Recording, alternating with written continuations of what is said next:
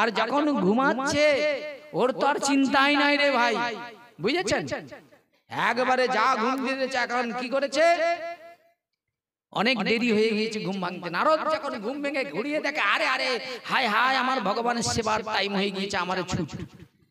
এখন সঙ্গে সঙ্গে ধর্মরাজ যুধিষ্ঠির চরণে পড়ে প্রণাম নিবেদন করে বলছে, দেখুন আপনার মতো পরম শ্রদ্ধা ভাজন ভগবানের ভক্ত তো সাধারণভাবে পাওয়া যায় না, যখন পেয়ে গেছি আপনার একটু কৃপা করে আপনার সেবাটা দিয়েছি, কিন্তু সেবা দক্ষিণা না দিলে সেবাটা বৃথা হয়ে যায়। এই শোনো, এখনো বলছি এই ঘরে যে সেবা হবে, সেবার আগে পানমৌরি একটু কিনে নিয়ে আসো হাতে, সেবার পরে পানমৌরি দিতে হয়। ওই সেবায় সব ব্যবস্থা আছে, মুখশুদ্ধি না থাকলে অনুষ্ঠানে বৃথা। সেবা দিতে গেলে কুচা পয়সা রাখতে হবে, 5 টাকা 10 টাকা দিতে হবে। কি বলছি বুঝেছেন? দিলে ভালো। যে আরে বাবা, কেউ 50-100 টাকা দেয়, আমি কি বলছি তোমারে দিতে, যে যেমন পারে ভক্তিতেই বলবো। এখন শোনো, এখন সেই জায়গায় দাঁড়িয়ে কি করেছে, খুব মন্দ শুনুন। এখন কি করেছে, মুখশুদ্ধি দিয়ে হাতে দক্ষিণা দিয়ে প্রণাম নিবেদন করেছে। কার? এই কথা বলে না, কার প্রণাম নিবেদন করলো? কে করলো? ধর্মরাজ যুধিষ্ঠির নারদ ঋষিকে প্রণাম করলো। নিতাই গৌর প্রেমানন্দে হরি হরি। বুঝেছেন? এখন নারদ ঋষিকে যেই প্রণাম করেছে, প্রণাম করে হাতে দক্ষিণা দিয়েছে, নারদ এখন চলে যাবে। ধর্মরাজ যুধিষ্ঠির রাস্তা দাঁড়িয়ে বলছে, হে ঋষিবর, আমার একটা কথা রয়েছে। বলে, কি কথা? বলে, গুরু বৈষ্ণব বিনা কারণে কখনো কারো বাড়িতে কিছু না কিছু কারণে এমনি যায় না। তো আপনি তো কোনো না কোনো কিছু বিষয় নিয়ে আমার গৃহমন্দিরে এসেছিলেন। তখন ধর্মরাজ যুধিষ্ঠির কথা শুনে বলল, ভগবান যে দায়িত্ব দিয়েছে তোমার কথায়, তোমার সেবায়, সব ভুলেই গিয়েছি। বলে, দায়িত্বটা কি? বলে, উত্তম মধ্যম অধম এই 3 জনকে খোঁজার দায়িত্ব দিয়েছিল, তোমার সেবা পেয়ে সব ভুলেই গিয়েছি। বলে, চলো চলো চলো চলো।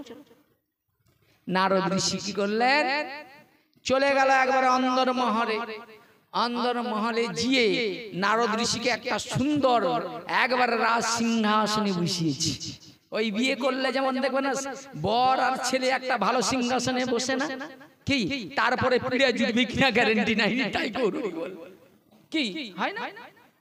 এ সময় লক্ষ্মী, তারপরে দিন কোথায় যাবে কোনো গ্যারান্টি নাই, বুঝেছেন? লক্ষ্মী পাই দিয়ে আসতে উপায় দিয়ে বেরিয়ে দিতে পারে। কথা বোঝার চেষ্টা করে, বুঝেছেন? তো ধর্মরাজ যুধিষ্ঠির কি করেছেন, একবারে রাজ সিংহাসনে বসিয়েছে নারদকে। আপনি কোথায় বসান? হ্যাঁ, আপনাদের ঘরে সাধুগুরু বৈষ্ণব বসালে কোন জায়গাটায় বসান? হ্যাঁ, সবচেয়ে খারাপ জায়গাটা। শিখতে হবে তো ভাগবত শুনতে, বুঝেছেন? ভালো সিংহাসনে বসিয়েছেন। সিংহাসনে যেই নারদ ঋষি বসেছেন, নারদের চরণ তলায় বসেছে কে? ধর্মরাজ যুধিষ্ঠির। তাহলে ভক্ত কোথায় বসে?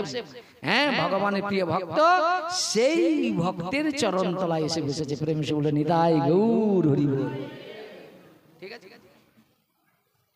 এখন যেই চরণের তলায় বসেছে, দেখেন কিরকম চরণের তলায় বসতে হয়, গলায় উড়ুনি দিয়ে একবারে হাত জোড়ে করে বসেছে।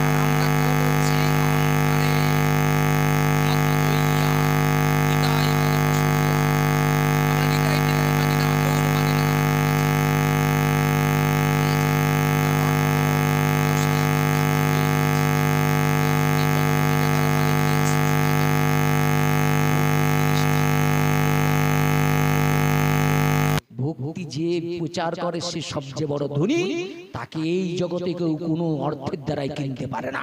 সে কারো কাছে মাথা নত করে না, সে কারো কাছে বিক্রি হয় না। নিতাই গৌর হরি বল। এই জন্য বলছে, কিবা বিপ্র কিবা নস্যি সূত্রে কেন নয়, যেই কৃষ্ণ তত্ত্ববেত্তা সেই গুরু হয়। গুরু কখনো কোনো বিনিময়ে কোনো কাজ করে না। নারদ ঋষি কি করলেন, যেই হাত জোড়ে করে বসেছে, ধর্মরাজ যুধিষ্ঠির সঙ্গে সঙ্গে যেই জিজ্ঞাসা করেছে, তখন বলছে, শোনো নারদ, এখন বলো তো এই জগতের সবচেয়ে তোমার চোখে উত্তম কে? তখন ধর্মরাজ যুধিষ্ঠির চোখের জলে কাঁদছে, জানো নারদ, এই জগতে একজনকে আমি সর্বশ্রেষ্ঠ মনে করি। সে কে? ঈশ্বর পরমকৃষ্ণ সচ্চিদানন্দময় বিগ্রহ, অনাদিরাদি গোবিন্দ সর্বকারণের কারণম, তিনি সবাই হৃদয় মন্দিরে রয়েছে, তিনি আছে বলে এই রথটা চলছে গো মা। তিনি নেমে পড়লে এই রথের কোনো গুরুত্ব থাকবে না, আপনার শক্তি থাকবে না, আপনার বল থাকবে না, আপনি চোখ থাকবে দেখতে পাবেন না, কান থাকবে শুনতে পাবেন না, পা থাকবে আপনি চলতে পারবেন না। হাতে পায়ে ধরে বলছি, যতক্ষণ আপনার মন্দিরে ভগবান রয়েছে আপনি ভগবানকে জানার চেষ্টা করুন। ভগবান নেমে গেলে আপনার প্রিয়জনরা আপনাকে স্পর্শ করলে 5 বার গঙ্গায় গিয়ে ডুব দিয়ে পরিশুদ্ধ হবে। যে দেহকে নিয়ে আপনি এত অহংকার করছেন, একটা মাছের মূল্য বেশি। মাছ যদি একটা পুকুরে মারা যায়, সেইটা নিকাশি বাজারে নিয়ে গেলে একজন মানুষ যে মাছ খেতে ভালোবাসে এটা 500-700 টাকা 2000 টাকা দিয়ে কিনে খাবে। কিন্তু আপনার এত বড় অহংকারের দেহ, প্রাণটা চলে গেলে ওই খাস জায়গায় গিয়ে আপনাকে পুরাবে, আপনি যত কোটি টাকার মালিক হোক। তাহলে ধনীকে এই জগতে বলে যে সারা সব সময় লোকের মঙ্গল করে, সারাদিন লক্ষাধিক লক্ষ নাম করে, সেই লোকটাও মারা যাবে। কিন্তু যে লোকটা সারা জীবন পরের মঙ্গল চায়, হরি নাম করে, কারো হিংসা করে না, সেই লোকটা যখন মারা যাবে বৈকুণ্ঠ থেকে, বৈকুণ্ঠে বিষ্ণু পার্ষদরা তাকে উদ্ধার করে নিয়ে যাওয়ার জন্য আসবে, আর তোমার বেলা আসবে যমের দূতে রানী। তাই গৌর হরি বল। দরবারা যুধিষ্ঠির কি করলেন, যেই উত্তমের কথা বলেছে নারদ, যেই নারদের কথা শুনি বলছে উত্তম কি জানো, একমাত্রই আমার চোখে অনাদির আদি গোবিন্দ উত্তম, এর থেকে উত্তম এই সংসারে কেউ হতে পারে না।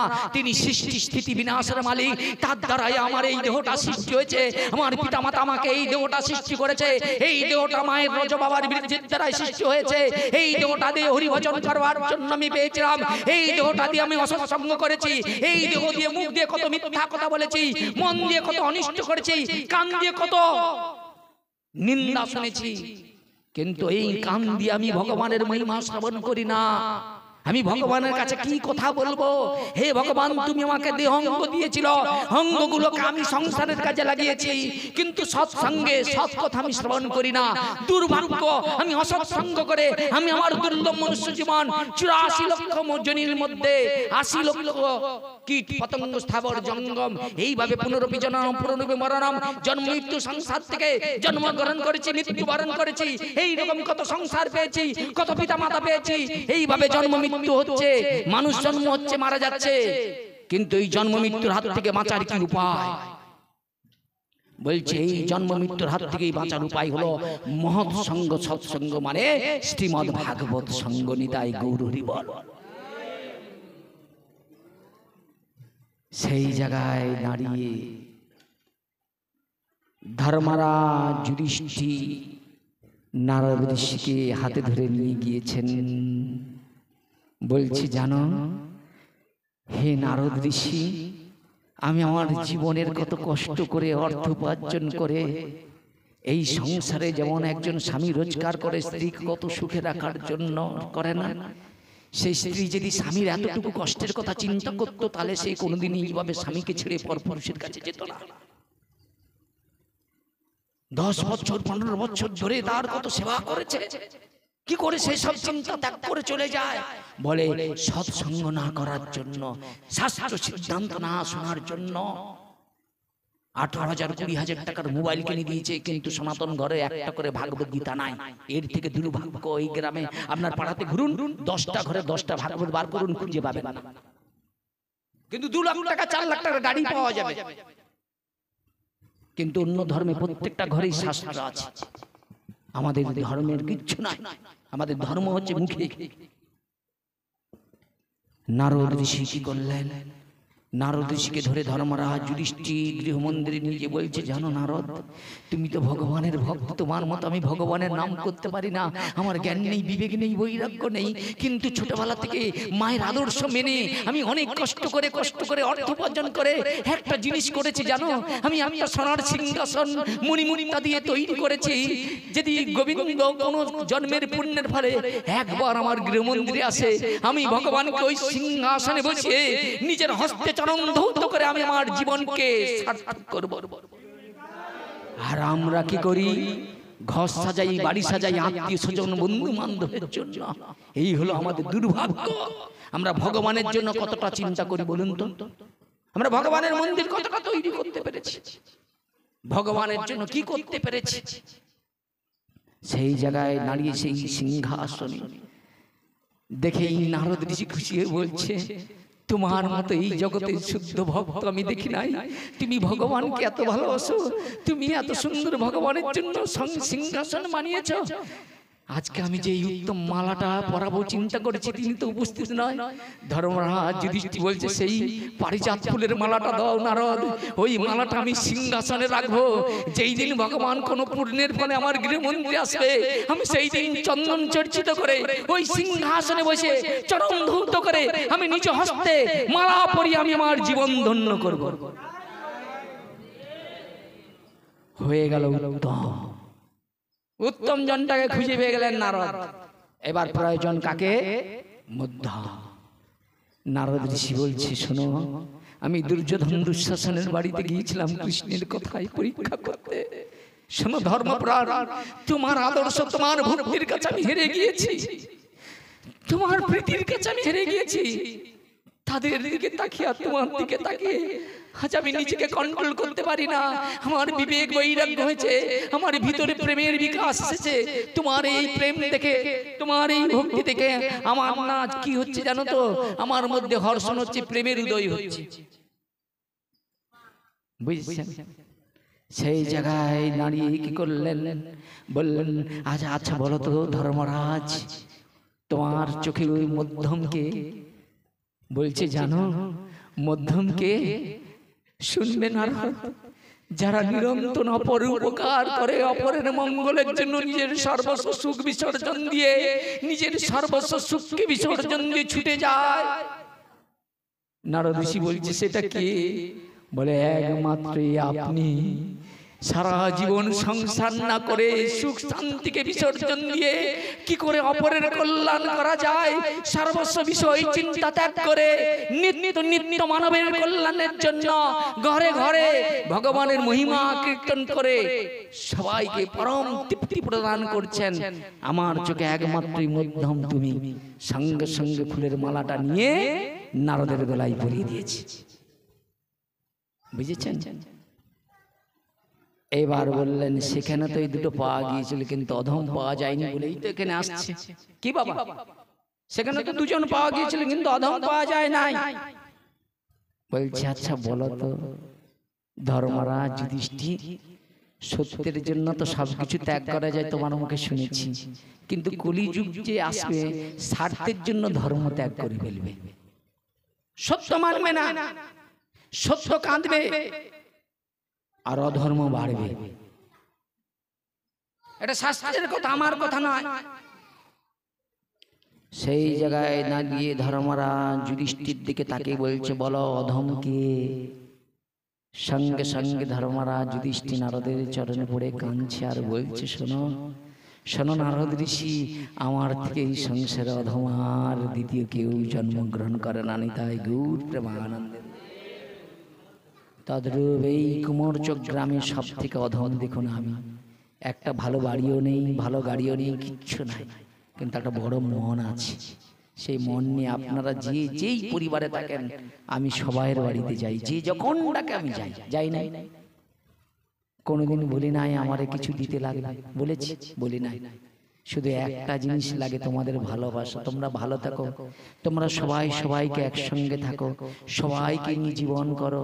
কেন বৃথা নিজেদের মধ্যে হিংসা গন্ডগোল মারপিট করবে? প্রেমকে আশ্রয় করো, শান্তি প্রতিষ্ঠা করো। সুখ আমাদের গ্রামেই রয়েছে, সুখ আগামী দিনে আসবে। নিতাই গৌর প্রেমানন্দের। ধর্মরাজ যুধিষ্ঠির দেখলেন, ধর্মরাজ যুধিষ্ঠির নারদের চরণে পড়ে কাঁদতে শুরু করলেন। বললেন, আমার থেকে অধম কেউ নাই। ধর্মরাজ যুধিষ্ঠির কি করলেন? যেই নারদের চরণে পড়েছে, নারদ কি করলেন? সঙ্গে সঙ্গে ধর্মরাজ যুধিষ্ঠিরকে চরণ থেকে তুলে আলিঙ্গন করে বলছে, তুমি অধম হলে কেন? বলছে, নারদ ঋষিকে বলছে, জানো প্রভু, যখন মেঘ হয়, বৃষ্টি হয়, আজকে সকালবেলা যে ওয়েদার, আমরা কি চিন্তা করছিলাম কি হবে, কি? কিন্তু আমার বিশ্বাস ভগবান সব রক্ষা করবেন। তাই গৌর বৃষ্টিটা যদি এই অনুষ্ঠান হওয়ার পরে আরেকবার হয়, তাহলে ভাববেন এই অনুষ্ঠানটা আরো ভগবান জগন্নাথ কি পা করে দিয়েছে। যদি ভক্ত সেবার পরে হয়, তাহলে ভাববেন এটা আরো সার্থক। বুঝেছেন? তো ভালো কথা। ধর্মরাজ যুধিষ্ঠির যে কি করলেন, আলিঙ্গন করলেন, বলে তুমি অধম হবে কেন? বলে বৃষ্টি পড়ে না, বৃষ্টিটা পড়ে কোথায়? পাহাড়ের উপরে। পাহাড় উঁচু জায়গায়, উঁচু থেকে আস্তে আস্তে কোথায় আসে? নিম্ন স্থানে আসে। তো তাহলে জল কিন্তু উঁচুতে থাকে না, নিচে থাকে। তদ্রূপ ভগবানের ভক্ত সবাই চরণের তলায় থাকে, সে কখনো বড় হতে চায় না। নিতাই গৌর হরি বল। সে কখনো হয় না। তখন নারদ ঋষি কে বলছে, শোনো, ওই জলটা যেমন নিম্ন দিকে গিয়ে ধায়, তাদের ভগবানের ভক্ত সবাই চরণের তলায় থাকতে চায়, তা আমি সবচেয়ে অধম। তাই যেই কথাটা শুনেছে সঙ্গে সঙ্গে টগরমালাটা কি করেছে? ধর্মরাজ কে পরিয়ে দিয়েছে নারদ ঋষি। নিতাই গৌর প্রেমানন্দে। তো এখান থেকে আমরা বুঝতে পারলাম ভগবান তাহলে কি করলেন না, তিনটা মালা দিয়ে নারদ ঋষিকে পরীক্ষা করে দেখালেন ভগবান কার পাশে থাকে। ভগবান কলিযুগ হলেও ধর্মের পাশে আছেন এবং থাকবেন। বিশ্বাস করেন? করেন? করতে হবে। ভগবান আপনাকে কখনো ধর্মপথে থাকলে আপনি জয় লাভ কখনো পারবেন না। মুক্ত কণ্ঠে বলতে পারি, ভবিষ্যৎবাণী করে দিতে পারি, ভগবত ইচ্ছা। কিসের? না, ভগবানের পাওয়ার শক্তি দিয়ে দিবে আপনাকে। কি আগামী দিন কি হবে 2 মাস আগে থেকে বলা যায়, হয় না? ভগবান শক্তি দিয়ে দিবে, আর পরীক্ষায় আছে। কি তো সেই জায়গায় দাঁড়িয়ে কুরুক্ষেত্রের যুদ্ধে কথা বলো না, কুরুক্ষেত্রের যুদ্ধের পূর্বে এই ঘটনা হলো। এখন যুদ্ধ তো শুরু হবে। এখন অর্জুন ভগবান শ্রীকৃষ্ণকে বলছে, শোনো সখা কৃষ্ণ, এখন এই যে কুরুক্ষেত্রের যে যুদ্ধ হবে, আমার রথটা তুমি তো চালিয়ে নিয়ে যাবে সখা, তা তুমি রথটা চালিয়ে নিয়ে যাও, আমি রথের সিংহাসনে বসছি। ভগবান রথ চালাচ্ছে দেখেন, আর অর্জুন সিংহাসনে বসছে। তাহলে ভগবান বড় না ভক্ত বড়? ভগবান নিজেকে বড় করে না, তার প্রিয় ভক্ত। ভক্ত নয়, প্রিয় ভক্ত। আমিও নয়, আপনিও নয়, প্রিয় ভক্ত মানে অর্জুনের মতো ভক্ত। ভক্ত তো সবাই, এখানে সবাই ভক্ত, কে ভক্ত নাই? ভগবান সেই ভক্ত খুঁজছে যে নিঃস্বার্থভাবে ভগবানের সুখের কথা চিন্তা করে। নিতাই গৌর হরি বল। বুঝেছেন? অর্জুন কি করেছেন? রথটা চালিয়ে, অর্জুনের রথটা চালিয়ে নিয়ে যাচ্ছেন ভগবান। মহান আচার্যগণ বলছেন অর্জুন এমন কি সৌভাগ্য করছে, যোগী ঋষিরা কোটি কোটি জন্ম তপস্যা করে যোগ সাধনা করে যে ভগবানের অন্ত পায় না, যে ভগবানকে খুঁজে পায় না, যে ভগবানকে পাওয়ার জন্য ব্রহ্মচর্য ব্রত পালন করেছে, বিবাহ আদি সংসার আদি করে না। অর্জুন এমন কি সৌভাগ্য করেছে, এমন কি পূর্ণবান যে ভগবান অর্জুনের রথ নিয়ে যাচ্ছে। বলে ভগবানের সঙ্গে অর্জুনের সম্বন্ধ ছিল বন্ধুর সম্বন্ধ। বলে এই জগতের বন্ধু নয়, 2 আঙ্গুলের বন্ধু, 5 আঙ্গুলের বন্ধু, 10 আঙ্গুলের বন্ধু আছে না, কিন্তু ভগবানের সঙ্গে অর্জুনের যে বন্ধু সেইটা হলো অন্তরঙ্গ বন্ধু। তাহলে ভগবানের সঙ্গে অর্জুনের সম্বন্ধ ছিল, ভগবানের ভক্ত ছিলেন অর্জুন। আপনি কি ভগবানের ভক্ত? আপনারা ভগবানের ভক্ত হয়েছেন? হয় নাই। তাহলে আপনার সঙ্গে ভগবানের সম্বন্ধ থাকবে কেমন করে? আপনার শেষের দিনে আপনার কথা ভগবান চিন্তা করবে কেমন করে? করবে। কিন্তু ভগবান কার জন্য চিন্তা করে? এই লোকটাকে দেখুন, এত কষ্ট করে রাত্রিবেলা যে নিজেই রান্না করে ভগবানকে মন দিয়ে মানুষে ভগবানকে নিবেদন করে, উনিও খেয়েছে, আমারে খাবিয়েছে, উনার কাছে ঋণী রয়েছে। নিতাই গৌর হরি বল। ওর পরোটা ঋণ শোধ করতে আমাকে এরকম কত জন্ম আসতে হবে। নিতাই গৌর হরি বল। বুঝেছেন? আমি যার খাই তার কথা মনে রাখি, এই জন্মে না হলেও কোনো জন্মে ঋণ শোধ করতে হবে বাবা। আর আমি প্রীতি করে ডেকে নিজে নিচে গিয়েছি, যাই না, আনন্দে খেয়েছি ওর বাড়িতে। বুঝেছে? আমি কারো আচার দেখি না, তার ভক্তি দেখি। বুঝেছেন? কে কি করলো দেখি না, কার কতটা ভক্তি আছে আমি তার টানে চলে যাই, ভগবান আবার নিয়ে যায়। ওই রাজভোগ নয়, ভক্তি যেখানে আছে আমি সেখানেই যাই। বুঝেছেন? এখন সঙ্গে সঙ্গে কি করেছে?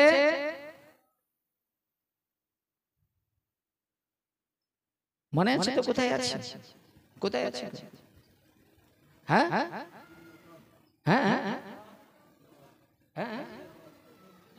হ্যাঁ, কুরুক্ষেত্রের মঞ্চে আছি। দেখি এরা কুরুক্ষেত্র থেকে পালিয়ে যাচ্ছে নাকি। এখন অর্জুন রথটা নিয়ে গিয়েছে, অর্জুনের রথটা ভগবান চালিয়ে নিয়ে গিয়েছে। এখন রথটা যেই রেখেছে, অর্জুন দেখছে তার বিপক্ষে যারা যুদ্ধ করবে তারা শব্দ তার আত্মীয় স্বজন, বন্ধু বান্ধব, পাড়া প্রতিবেশী। দেখেছেন স্বার্থের যুদ্ধ। কিন্তু কৃষ্ণ ভক্ত কখনো স্বার্থের জন্য যুদ্ধ করে না, শান্তি চায়। তারা শান্তি প্রতিষ্ঠা করতে চায়। তারা মানুষে মানুষে হিংসা তৈরি করতে চায় না, মানুষে মানুষে প্রেম দিতে চায়, গৌর হরির নীতি নির্দেশকে দান করে। ভগবানের ভক্ত অর্জুন কি করলেন, বিপক্ষে দেখলেন কে দাঁড়িয়ে রয়েছে, বলছে অর্জুনের অস্ত্রগুরু দ্রোণাচার্য রয়েছে। দ্রোণাচার্যের পুত্র হচ্ছে অশ্বত্থামা রয়েছে, পিতামহ ভীষ্ম রয়েছে, কর্ণ রয়েছে, বিকর্ণ রয়েছে, বড় বড় যোদ্ধা রয়েছে, যাদের কাছে অর্জুন কিছু নয়। এক মুহূর্তে অর্জুনকে তিমি মাছ যেমন ছোট মাছকে গিলে খেয়ে নিতে পারে, অর্জুনকে এরা গিলে খেয়ে নিতে পারত। কিন্তু অর্জুন বলছে আমার পাশে কৃষ্ণ সখা ছিল বলে এরা আমার কেউ এতটুকু অনিষ্ট করতে পারে না। তদ্রূপ আপনার পাশে যদি ভগবান তাকে পৃথিবীর সর্বশক্তি যদি কাজে লাগিয়ে দেয়, আপনার অনিষ্ট কেউ করতে পারবে না। এই বিশ্বাস নিয়ে চলতে হয়। আমরা এই বিশ্বাস নিয়ে আছি। চলে যাবে এরকম জীবন, কত পেয়েছি, কত হয়ে যাবে যাবে, কিন্তু সত্য প্রতিষ্ঠা করতে হবে, সনাতন ধর্মকে জাগাতে হবে। সনাতন ধর্ম আজকে দুর্বল হয়ে গেছেন, বলছে সনাতন জাগছে। মূর্খ, মূর্খরা বলে সনাতন জাগছে, বলে জাগছে কিরকম জানো তো? আগের দিন বিয়ে বাড়িতে ভালো মন্দ করে চব্য শস্য করে খেয়েছে, ভোরের বেলা পায়খানার বেগ হয়েছে, বাথরুমের বেগ পেয়েছে, এই বাথরুমে গিয়েছে, পায়খানা করে এসে আবার ঘরে শুয়ে পড়ছে। এরা স্বার্থবাদী। আর সনাতন ধর্ম দুর্বল হয়ে যাচ্ছে। 20 বছরের মধ্যে এই সনাতন ধর্ম ধ্বংস হয়ে যেতে পারে। লিখে রাখুন, সনাতন ধর্মের ক্ষমতা থাকবে না, দুর্বল হয়ে যাবে। অন্যান্য ধর্ম আরো প্রাধান্য দিবে। যেই দিন আপনি দেখবেন আপনার বাড়ির ঘরের কাছে যখন আপনার বাড়ির বৌমাকে টেনে নিয়ে যাবে, আপনার বাড়ির যখন অত্যাচার হবে, যেটা টিভিতে দেখছেন সেটা ঘরে ঢুকবে, চিন্তা রাখুন। সনাতনকে ধরুন, একসঙ্গে থাকুন, একসঙ্গে চলুন, একসঙ্গে সাধ রাখুন, হিন্দু ধর্মকে প্রতিষ্ঠা করুন। হিন্দু ধর্মের জন্য গোটা পৃথিবী দাঁড়িয়ে আছে। হিন্দু শিক্ষা নেওয়ার জন্য আজ নালন্দা বিশ্ববিদ্যালয়টাকে ধ্বংস করে দিয়েছিল। কিসের জন্য জানেন? এই হিন্দু ধর্মের সনাতন শিক্ষা সেখানে ছিল, সারা পৃথিবীর মানুষরা সেখানে শিক্ষা অর্জন করতে আসতো। কিন্তু সেই হিন্দু, সেই ওই নালন্দা বিশ্ববিদ্যালয় নষ্ট হয়েছিল, একজন মুসলমান ধ্বংস করে দিয়েছিল। জানেন কেন? এসব ইতিহাস আপনারা জানেন? জানবেন কি করে? বেদ বললো তো আপনারা জানবেন। সেই কি করেছিল না, এক মুসলমানের রোগ হয়েছিল, সেখানে এমন আয়ুর্বেদিক শিক্ষা ছিল, সেই মুসলমানের রোগ সারানোর জন্য গিয়েছিল। তখন কোরআনের একটা কথা সেই কবিরাজ বলেছিল, এই কোরআনের এই কথা যদি পাঠ করে যত বড় ভয়ঙ্কর রোগ আছে সেই রোগ মুক্ত হয়ে যায়। আর সে পাঠ করে দেখলো রোগ মুক্ত হয়েছে। তখন তারা জানলো হিন্দুরা এই কোরআনের এই জিনিসটা জেনে গেলে তাহলে আমরা মুসলমান ধর্ম পড়ে যাবে। তাই কি করলেন, নালন্দা বিশ্ববিদ্যালয়টাকে একবারে পুড়িয়ে ছাই করে সনাতন ধর্মকে নষ্ট করে দেওয়ার চেষ্টা করেছিল। কিন্তু আর সেই সনাতন ধর্মকে তৈরি করার জন্য বিশ্বে চেষ্টা চলছে, কিন্তু আমরা হিন্দুরাই সেই সনাতন ধর্মকে ধ্বংস করতে চাইছি। হিন্দু কোথায় হিন্দুত্ব? একটা মুসলমান লোক যদি বলে এক মুহূর্তে 1 ঘন্টায় সব হিন্দুদেরকে কেটে গঙ্গায় ভাসিয়ে দেবে, হিন্দুদের কোনো যায় আসে? কোন হিন্দু যদি বলুক তো এই কথা, মুসলমানরা সব এক্ষুনি মারপিট লাগিয়ে দিবে। সাবধান, হাতে পায়ে ধরে বলছি, বুঝুন আমার কথাগুলো। কথাগুলো বোঝার চেষ্টা করো। আমি কোনো দাঙ্গা নয়, আমি আপনাদের বোঝানোর চেষ্টা করছি। তাহলে হিন্দু ধর্ম হচ্ছে শান্তির ধর্ম। এর থেকে পৃথিবীর শান্তি ধর্ম নেই। এই ভগবান বীরাস্ত্র, কোনদিন অস্ত্র ধরে না, এবার অস্ত্র ধরিব কারো প্রাণে না মারিব, কৃষ্ণ নাম দিয়ে জগৎ উদ্ধার করিব। তাহলে চৈতন্য মহাপ্রভু অস্ত্র ধরেছিল, তার নামটাই হলো প্রেম। তাই আমি আপনাদের সবাইকে বলছি, এই গ্রামের সবাইকে বলছি, নামকে আশ্রয় করুন, নামকে ভালোবাসুন, হিংসা ত্যাগ করুন, অপরের মঙ্গল চিন্তা করুন, ভগবান আপনার পাশে থাকবেই থাকবে। নিতাই গৌর প্রেমানন্দে। কুরুক্ষেত্রে যুদ্ধের পূর্বে অর্জুন কি করলেন? বিভ্রান্তে পড়ে গেলেন। এই যে আত্মীয় স্বজন বন্ধু বান্ধবকে হত্যা করে আমি যুদ্ধে জয়লাভ চাই না। তাহলে একজন ভক্ত কখনো কারো শত্রুতা করে না, অপরের মঙ্গল চিন্তা করে। তাহলে অর্জুন সঠিক ছিল ভক্ত। তিনি যুদ্ধ চাই না, শান্তি চেয়েছিল, ঠিক কিনা? কিন্তু ভগবান অর্জুনকে বললেন, অর্জুন তুমি কোন কুলে জন্মগ্রহণ করেছো তুমি জানো? তুমি ক্ষত্রিয়। ক্ষত্রিয় মানে রাজা। তাহলে রাজার কর্তব্য যুদ্ধ করে প্রজাদের রক্ষা করা, কিন্তু তুমি সেই কাজ থেকে তুমি কি করেছো? নীরব হয়ে বসে রয়েছো। তাহলে ভগবান বিরাট পুরুষ, তার মুখ থেকে ব্রাহ্মণের জন্ম। তাহলে ব্রাহ্মণকে সেবা দিলে স্বয়ং ভগবান সেই সেবা গ্রহণ করে। দুই বাহু দিয়ে ক্ষত্রিয় জন্ম। ক্ষত্রিয়ের কর্তব্য রাজ্য প্রজা রক্ষা করা, কি? এবং উদর থেকে বৈশ্যের জন্ম। বৈশ্য মানে চাষবাস ব্যবসা বাণিজ্য করবে আমরা যারা। তাহলে ব্রাহ্মণ, ক্ষত্রিয়, বৈশ্য। এবার চরণ থেকে ভগবান শূদ্রের জন্ম গ্রহণ করলেন। চারটা আমরা কি করলাম? বর্ণ পেলাম। এরপরেই ভগবান বললেন গীতাতে, চারি বর্ণ আশ্রম যদি কৃষ্ণ নাই ভজে, সকর্ম করিলে সে নরকে গিয়ে মরে। নিতাই গৌর হরি বল।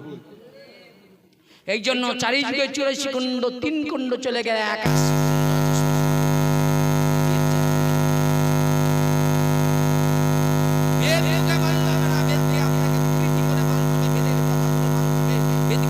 দেখুন দূর থেকে এদেরকে দেখুন, দূর থেকে সর্বস্ব বিষয় বৈভব ব্যবসা বাণিজ্যকে ছেড়ে হরি কথা শুনতে আসে। আর আপনার পাড়ার লোক যদি সবাই যদি আসতে করে বসার জায়গা দিতে পারে, হ্যাঁ হরিনাম শোনার জন্য এরা কত দূর থেকে ছুটি আসে। দেখুন লালসা, দেখুন মৌমাছির মতো ছুটি আসছে এই এখানে। দেখেন এরা কতটা ভালোবাসে, এদের জীবন দিয়ে এদের ঋণ শোধ করতে পারবে না। আর আপনারা ঘরের পাশাপাশি হরিনাম শোনার আকর্ষণ দেখেন, এরা কত দূর থেকে আসছে। একবার জয় দিন নিতাই গৌর প্রেমানন্দে হরি বল। ভক্তবৎসল ভগবান কি, আপন গুরুদেব কি, সমাগত গৌর ভক্তবৃন্দ কি, নিতাই গৌর প্রেমানন্দে হরি হরি। এই ভালো লাগছে? ভালো লাগছে না খারাপ লাগছে? ভালো লাগছে, আরো ভালো লাগবে। ডুবুন, বুঝেছে? যেই ডুবেছে সেই বুঝেছে হরি নামে যে কি রয়েছে রস, যেই ডুবেছে সেই বুঝেছে। এই জগতের নেশা, যারা নেশা করে একটু খাবে 3 ঘন্টা পরে নেশা কেটে যাবে। আমরা এমন নেশা করছি, সকাল সন্ধ্যা করছি নিতাই গৌর হরি বল, এত নাচ করছি শরীর দুর্বল নয়, একবারে খাড়া রয়েছে। আর তোমাদের কথা দুর্বল, একটুতেই দুর্বল হয়ে যাচ্ছে। কি বুঝেছেন রাধা?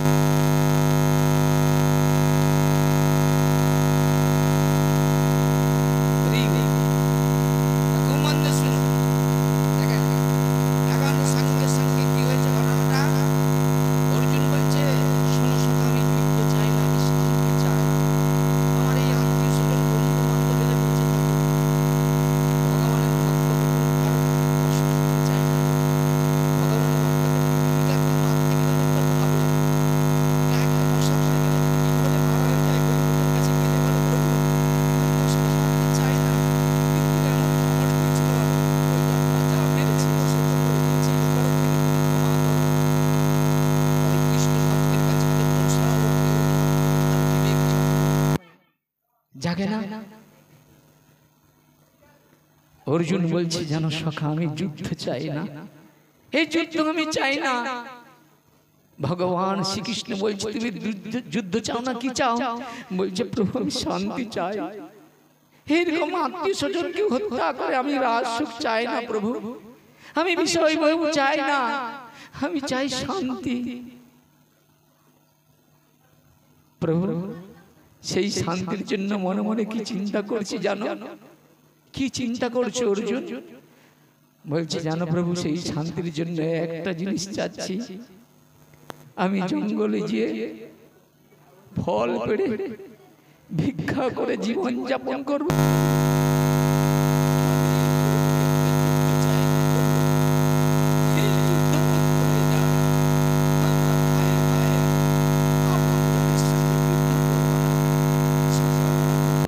যাদের মুখ দেখবো তাদের সঙ্গে কি যুদ্ধ করবো?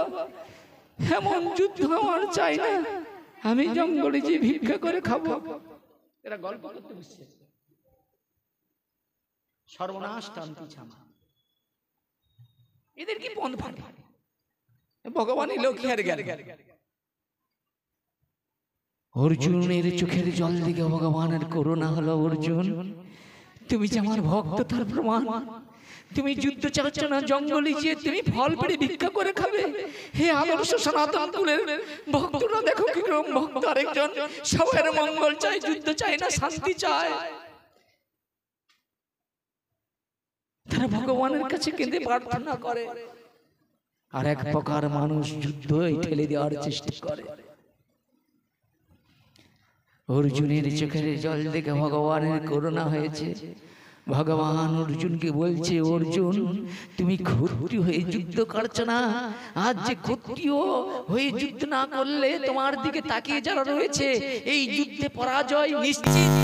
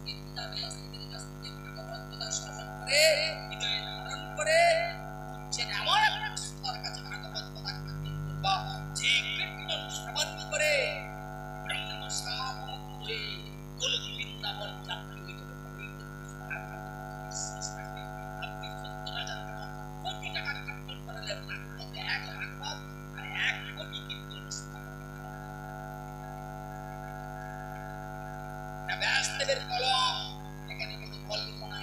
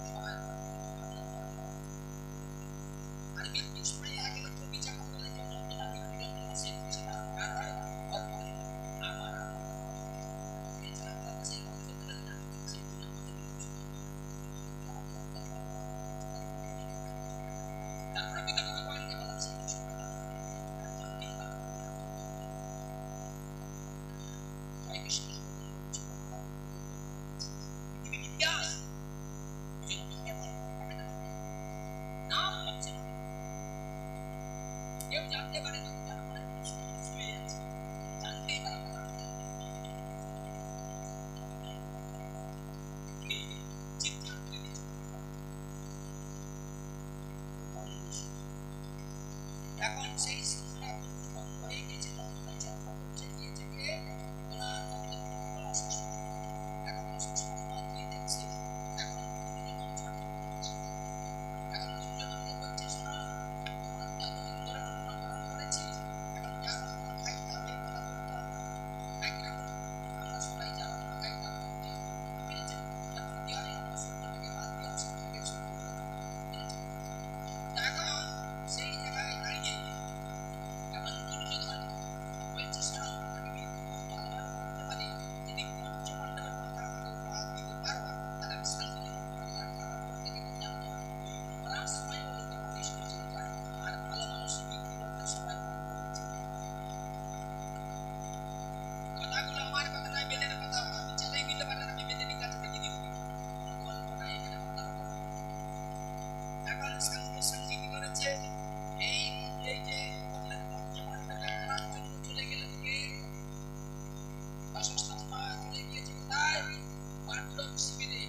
ভগবান সর্বজীবের অন্তরাত্মা ভারতবর্ষের ভগবান জানতে পেরেছে, ওই যে দ্রোণাচার্যের পঞ্চপাণ্ডবকে মারার জন্য সেই পাঁচজনকে শুনে গিয়ে দ্রৌপদী মা চক্রকে জড়িয়ে দিয়েছে। কেন? বলে দ্রৌপদী মা চক্রের টুর্নামেন্টটা বেশি দিন ছিল না, একটু পরিচিত পাপ করে আসছিল বলে ভগবান ওদের পরিবারে ঢুকে গিয়েছে, আজকে মৃত্যুর যন্ত্রণা পাচ্ছে। ওই জন্য দেখবেন কেউ মায়ের গর্ভে মারা যায়, কেউ মায়ের গর্ভে মারা যায়, কেউ ৫ মাস যায়, কেউ ১০ মাস যায়, কেউ ১৩০ বছর বেঁচে আছে। ইতিহাস কোথায় ভাসে? সদানন্দ বাবা রাষ্ট্রপতি পুরস্কার পেয়েছে। আমরা ৬০ লক্ষের বেশি পেয়েছে। এই লোক সেই জায়গায় দাঁড়িয়ে এখন সঙ্গে সঙ্গে কি হলো, তারা পঞ্চপাণ্ডব মনে করে সেই দ্রৌপদীর মা চক্রের মাথাটা কেটে এনে দুর্যোধন। দুর্যোধন তো কি আনন্দ, রাত্রিবেলা ওই মাথাগুলো দেখতে পারে না, সকালবেলা যেই সূর্য উঠে দেখে না এই যে পঞ্চপাণ্ডব অন্তরে দ্রৌপদীর মা চক্র। শাস্ত্রে বলা আছে, অনন্ত অবস্থায় এই পৃথিবীকে হত্যা করেছে, পাপকে হত্যা, পাপকে হত্যা করেছে। সবচেয়ে বেশি পাওয়া ওই। এখন দুর্যোধন কি করলো, ওই যে পঞ্চপাণ্ডবকে মারার জন্য চলে গেলেন কে?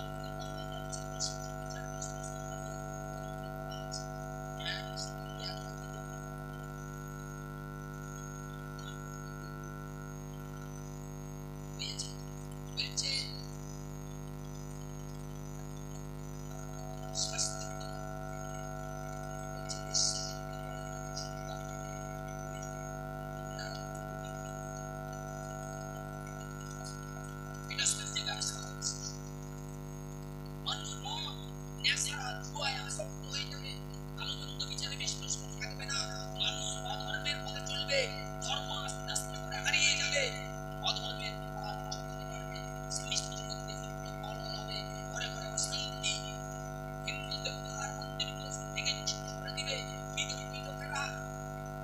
আর কি হবে? বলে সঙ্গী আর শালিকা আপনার ঘরে বন্দী হয়ে যা উঠবে আর তার স্ত্রী এই সংসার চালাবে, আপনার সংসার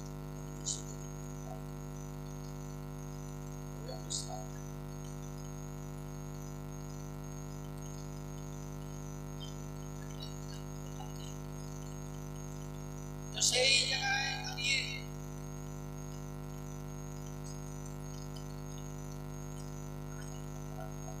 সেই জায়গায় দাঁড়িয়ে সেই সন্তানরা সুখে কাটছে। মায়ের সন্তানরা দেয় না, তবু কাকে চিন্তা করেন বলে তো আমার কথা বয়সে লোকটা বহু কথা বলে।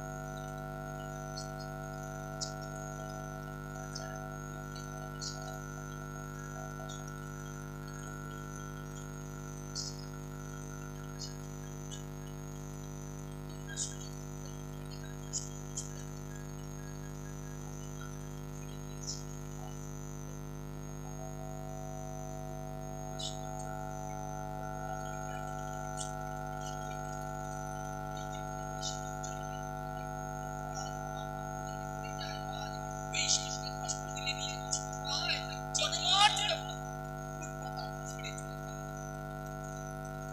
বৈষ্ণবকে কষ্ট দিলে আপনারা যথেষ্ট মনে হয় শিক্ষা মানতে হবে।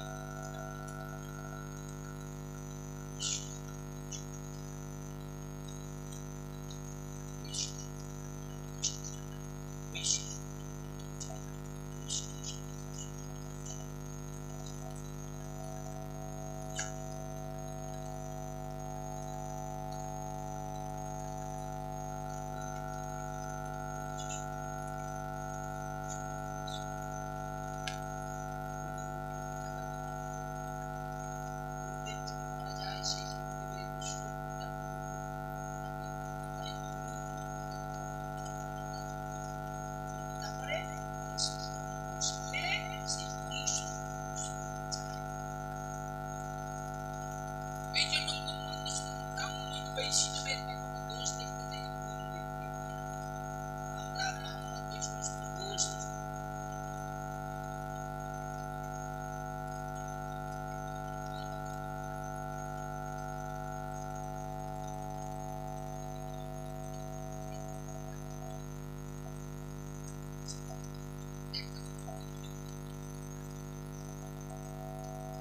সেই জায়গায় দাঁড়িয়ে শুনুন,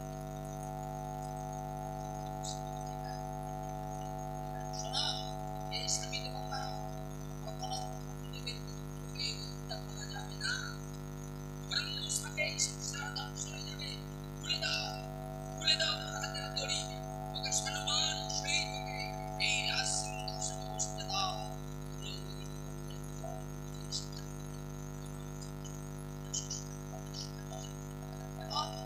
গুরুদেবের পুত্রকে যতই অন্যায় করুক তাকে বিদায় হোক।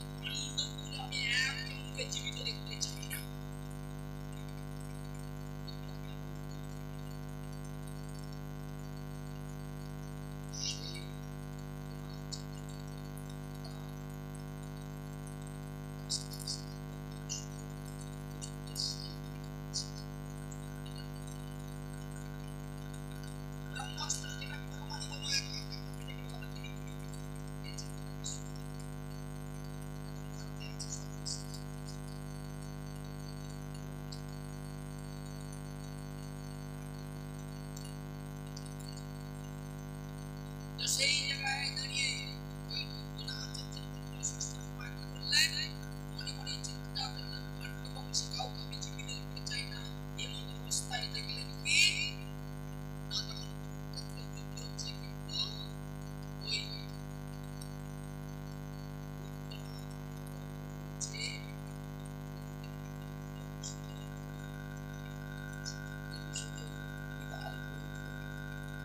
কে রয়েছে, হরিণ মহারাজ। আর এমন অবস্থায়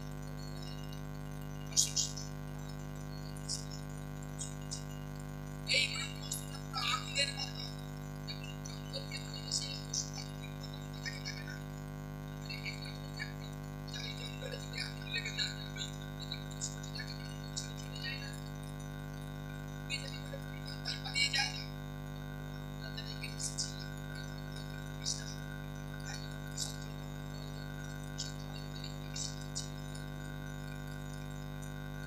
একান্ন মাছ উড়ে যায় মধু পান করবার জন্য।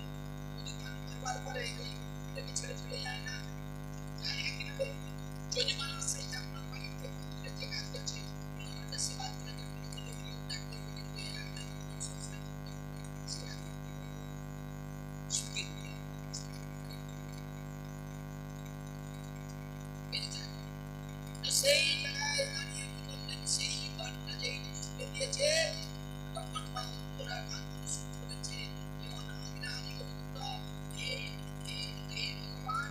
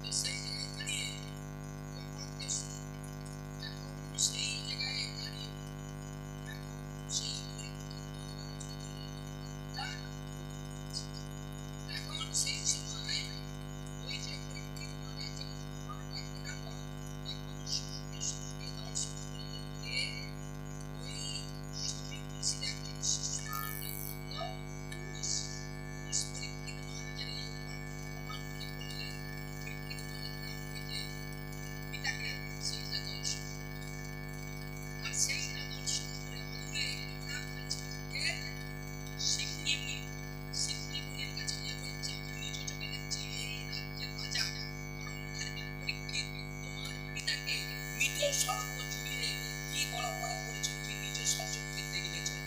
এই কথা যেই শুনেছে সঙ্গে সঙ্গে সমীর মুনির পুত্র সিংহী খেলা বন্ধ করে ছুটে চলে গেল। বাবার এই দুর্দশা দেখে থরথর করে কাঁদতে কাঁদতে কৌশিক নদীর জল আচমন করলেন ব্রহ্ম সাপ দিবে।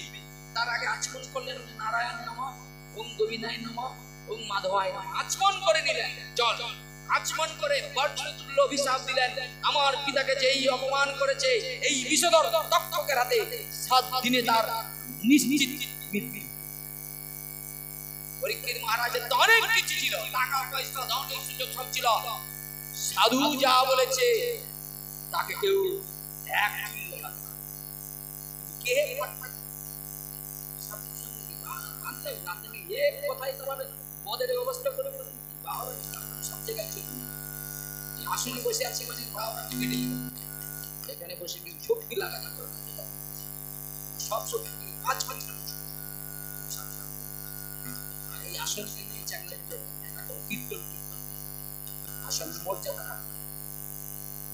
তো সেই জায়গায় দাঁড়িয়ে কি করলেন, অভিশাপ দিয়ে দিলেন, আমার পিতাকে যেই অপমান করেছে বিষধর তক্ষকের হাতে 7 দিনে তার মৃত্যু অনিবার্য। সঙ্গে সঙ্গে আর ধ্যান ভঙ্গ হয়ে সঙ্গে সঙ্গে কাঁদতে শুরু করলো। এই কি এখানেই জানতে পারলেন এই কি অপরাধ করেছে আমার পুত্র, পরম ধার্মিক রাজনীতি রাজ, এই রাজ্যে সবাই পরম মঙ্গল করে সবাইকে নিজের সন্তান কেড়ে লালন পালন করে তিনি রাজযোগ্য করে প্রজা পালন করে তার রাজ্যে আমরা পরম আনন্দে সাধন ভোজন করছি। জানেন এই যে ভাগবত কথা বলছি, যদি এই জায়গায় যদি কোন অধর্মরা যখন ক্ষমতা আসবে আপনার ধর্ম করা বের করে দিবে, ধর্ম করতেই পারবেন না। এই যেমন রাম আসার আগে তখন কি হয়েছে, সব যজ্ঞগুলো বন্ধ হয়েছিল। কৃষ্ণ আসার পূর্বে যজ্ঞগুলো বন্ধ করে দিয়েছিল রাক্ষস আদি অসুর আদি। জানেন সব সঙ্গে সঙ্গে কি করলেন, পরীক্ষিত মহারাজ কি করলেন, তিনি তো অজান্তেই অপরাধ করে ফেলেছে, তো জানতেই পারে না সাধুচরণ অপরাধ হয়েছে, কিন্তু সিংহী অভিশাপ দিয়েছে। আর শ্রমিক মরি জানতে পেরে সিংহীকে বললেন, সামান্য পুত্র অপরাধের জন্য তোমরা দণ্ড দিয়েছ, যাও তুমি রাজা কাছে অমৃত একটি সংবাদ, একটা দুঃসংবাদ নয়, সেই পরীক্ষিতের কাছে সুসংবাদ ছিল। এই জগতে যা সংবাদ হয় এগুলো সুসংবাদ নয়, সুসংবাদ কোনটা, আপনি মৃত্যুর আগে যদি জানতে পারেন যে আমার মৃত্যু এটাই সুসংবাদ। আর এই জগতে যা সংবাদ দুঃসংবাদ। পরীক্ষিত মহারাজ কি করেছে, সেই অবস্থায় বাড়ি ফিরে গেছে, তার চিন্তা নয়, বাড়িতে যে বলেছে সঙ্গে সঙ্গে বারবার বসে চরণ করে কাঁদছে, হায় হায় আমি সাধুর কত অনিষ্ট করেছি, আমার মুখে নিশ্চিত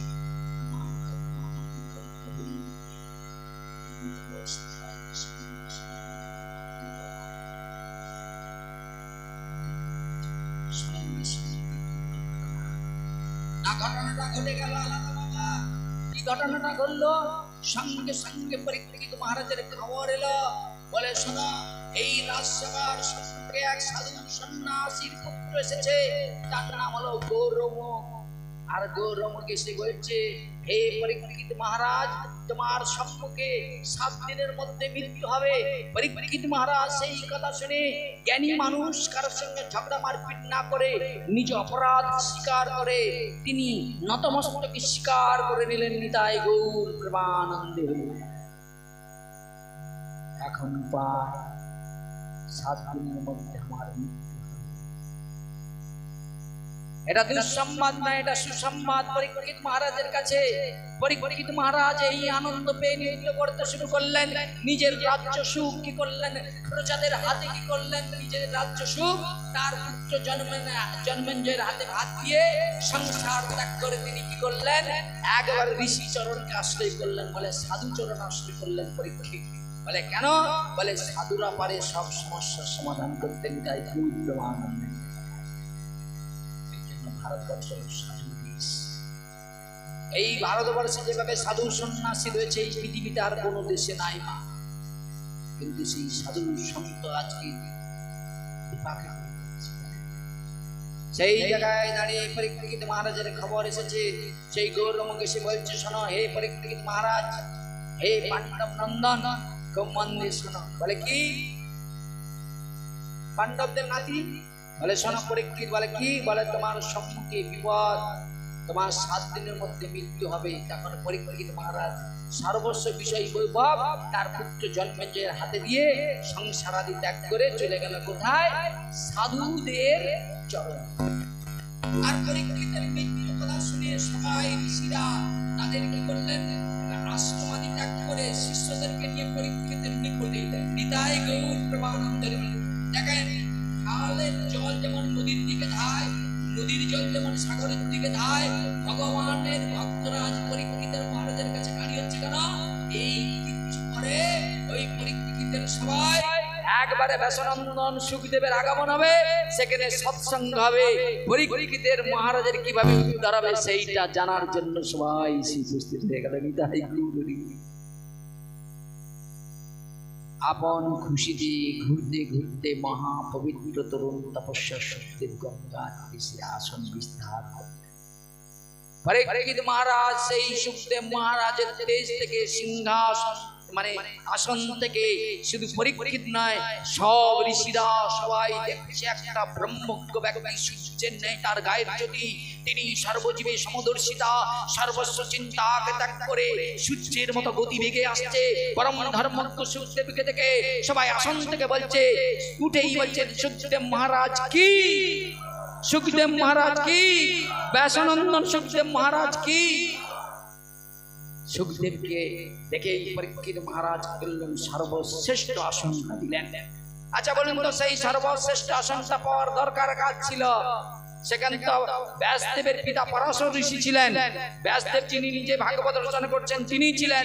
সেখানে গৌতম মুনি ছিলেন, নারদ মুনি ছিলেন, কাশ্যপ মুনি ছিলেন। সেখানে পর্বত, তীর্থ, নদ নদী, উপনিষদ সবাই ছিল।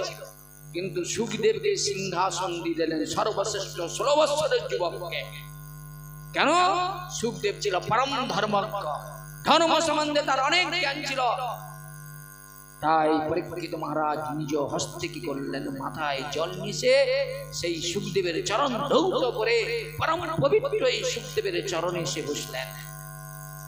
সুখদেবের চরণে এসে বলছে, পাণ্ডবদের বন্ধু কৃষ্ণকে আপনাকে আমার মৃত্যুর সময় নিশ্চয়ই পাঠিয়েছে। এটা ভগবানের করুণা।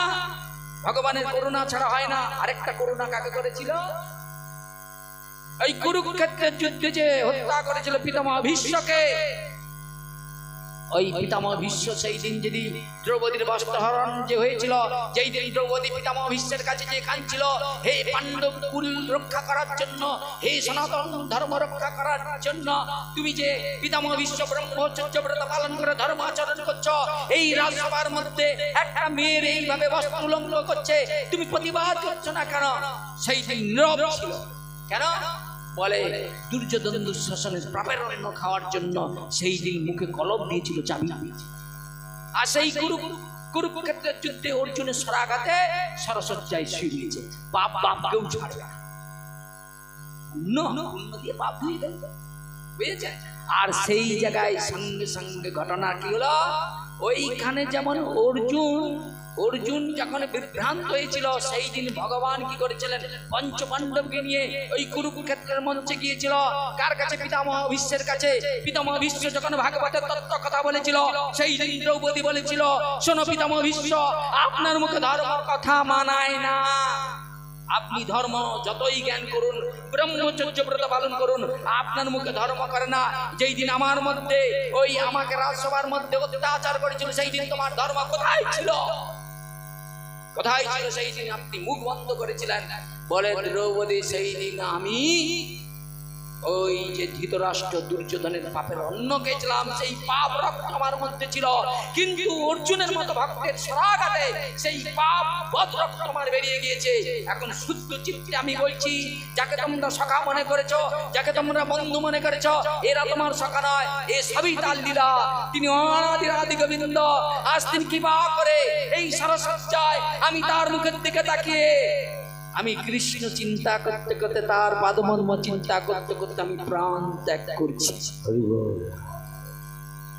পরীক্ষিত মহারাজ বলছে, শোনো।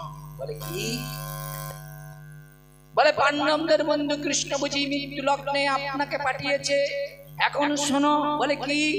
বলে দেখো, আপনি ভগবানের কৃপা এবং করুণার বলে আমার কাছে এসেছেন। আপনি পরম ধর্মজ্ঞ ব্রহ্মনিষ্ঠা সুখদেব, যোগী শ্রেষ্ঠ। বলে যোগী শ্রেষ্ঠ মানে যোগী শ্রেষ্ঠ মায়ের গর্ভে 16 বছর যোগ সাধন করে মায়ের গর্ভ থেকে ভূমিষ্ঠ হচ্ছে। খুব মন দিয়ে শুনুন, যোগী শ্রেষ্ঠ। এই জন্য সুখদেবের মতো শ্রেষ্ঠ যোগী কেউ নাই। মায়ের গর্ভে ভূমিষ্ঠ হচ্ছে না। তুমি পারবে যোগ করতে?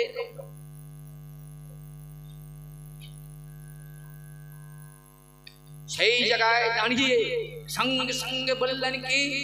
সঙ্গে সঙ্গে বললেন শোনো। বলে কি? বলে দেখো,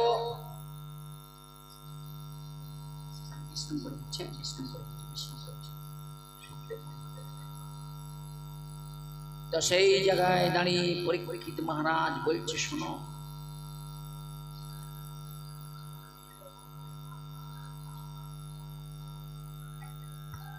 সঙ্গে সঙ্গে সেই জায়গায় দাঁড়িয়ে পরীক্ষিত মহারাজ কি করলেন? সুখদেবের কাছে করজোড়ে বলছে শোনো, আপনি যোগী শ্রেষ্ঠ পরম ধর্মজ্ঞ আসন্ন মৃত্যু ব্যক্তির পক্ষে সর্বতকর কি?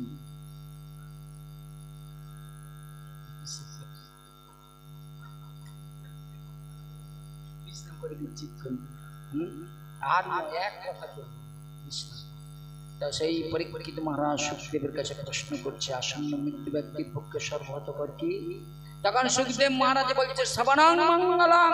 কেউ যদি ভগবানের কথাই ভক্তি সহকারে শ্রবণ করে তারা মঙ্গল হয়, আর যারা ভগবানের কাছে বাধা দেয় তাদের 10 তলা বাড়ি হয়ে যায়, সোজা টেনে একবারে নরকে। বুঝেছে? তাই আপনারা সবাই ভালো থাকবেন, সুখে থাকবেন। এইরকম 2-4 জন শ্রোতা নিয়ে আসবেন, তবে ভাগবত আরো সুন্দর হবে। বুঝেছেন? আপনারা সবাই ভালো থাকবেন। যদি কোথাও ভুল ত্রুটি হয় আপনারা ক্ষমা করবেন। এইখানে সংক্ষেপে সবার মঙ্গল প্রার্থনা রেখে আপনারা সুখে থাকুন, ভালো থাকুন, দিন রাত্রি হরি ভজন করুন, দিন রাত্রি সাধু সঙ্গ করুন। এইখানে সংক্ষেপে ভাগবত কথা বিশ্রাম করছি। শিওতাং শিওতাং নিত্যং গিয়তাং গিয়তাং মুদা চিন্ততাং চিন্ততাং শ্রী শ্রী ভাগবত অমৃত গ্রন্থ কথা। এইখানে রহিল আমার গ্রন্থের লহরী। পুণ্যিত বদনে বলুন নিতাই হৃদয় গৌর প্রেমানন্দে। কল্পতরুশ্চ কৃপা সিন্ধুভ্যেব চ পতিতানাং পাবনেভ্যো সর্ব বৈষ্ণব চরণভ্যো নমো নমঃ। জয় শ্রী কৃষ্ণ চৈতন্য প্রভু নিত্যানন্দ শ্রী অদ্বৈত গদাধর শিবাসাদি গৌর ভক্তবৃন্দ। হরে কৃষ্ণ কৃষ্ণ কৃষ্ণ হরে হরে, হরে রাম রাম রাম হরে হরে। নিতাই গৌর প্রেমানন্দে। হরি হরি বল। সুন্দর এত সময় ধরে খুব সুন্দর পাঠ আপনারা শ্রবণ করেছেন। আর আপনাদের মতো শ্রোতাকে পেয়ে আমরা খুবই ধন্য। ভালো লেগেছে। আপনারা যে এত সময় পর্যন্ত বসে আছেন নীরবে, সত্যি আপনাদের পাঠ ভালো লেগেছে এবং আপনাদের মনে ভক্তি এসেছে। ভক্তির সাহারাতে আপনারা এত সময় পাঠ শ্রবণ করেছেন।